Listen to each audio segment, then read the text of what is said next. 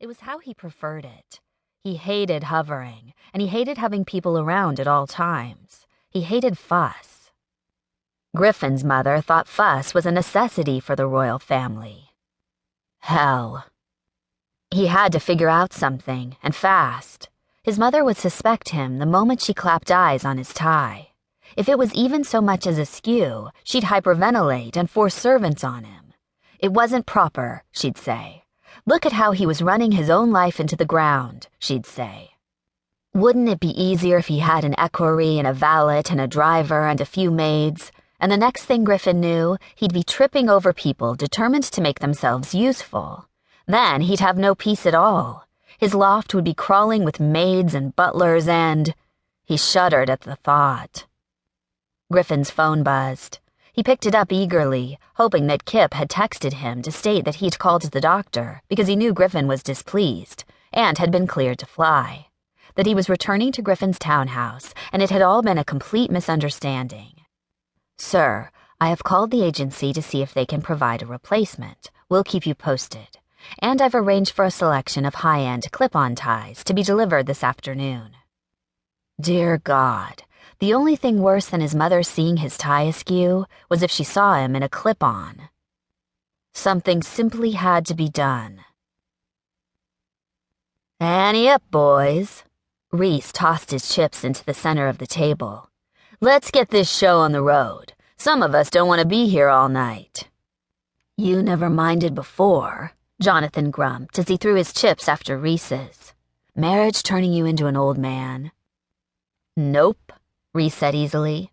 Just eager to get home and see my firecracker. Pregnancy really increases a woman's hormones, you know. He wagged his eyebrows at the others in a devilish manner. Please, spare the details, Cade said with a grimace. He added his ante. Audrey's a childhood friend of mine, and I don't want to hear about her raging hormones. Jealous? Reese said with a grin.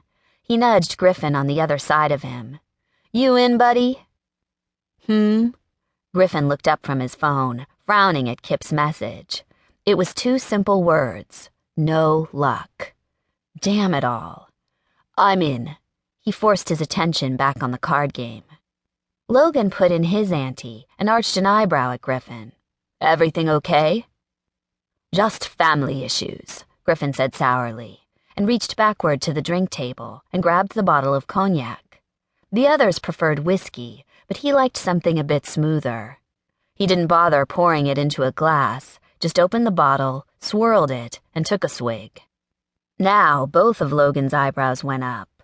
I'm pretty sure, Logan began, that there's no such thing as just family issues, at least not in my experience. They asking for money? If only. If he could toss a few million at his family and make this go away, he would. Griffin chugged the cognac again. Maybe he should have gone for whiskey after all. Reese began to flick cards out on the table, dealing. So, where the hell is Hunter tonight? Gretchen said he was on his way, Logan said with a shrug. I assume he got caught in traffic. Jonathan picked up his cards off the table and gave Griffin a curious look. You nervous about the site visit? Site visit? The dig we sponsored. Spain? Jonathan looked surprised that Griffin had forgotten. We're supposed to go next week and see how things are progressing. You know they found a promising cache of coins. Damn it. He'd forgotten. I can't go. I have to be at the royal wedding. All the men groaned sympathetically. God, that sounds like the biggest whipping ever, Grease said. Griffin didn't disagree. Jonathan was frowning. You're bailing out on me, man, but The door at the top of the stairs opened, and all 5 men turned, conversation forgotten. Hunter appeared at the top of the stairs, dressed in a heavy jacket, scarf, and carrying a box of Kleenex. His nose was red, his eyes bleary, the ugly scars on his face livid. He sneezed. As Hunter descended the stairs, his girlfriend Gretchen trailed close behind him, a worried look on her face.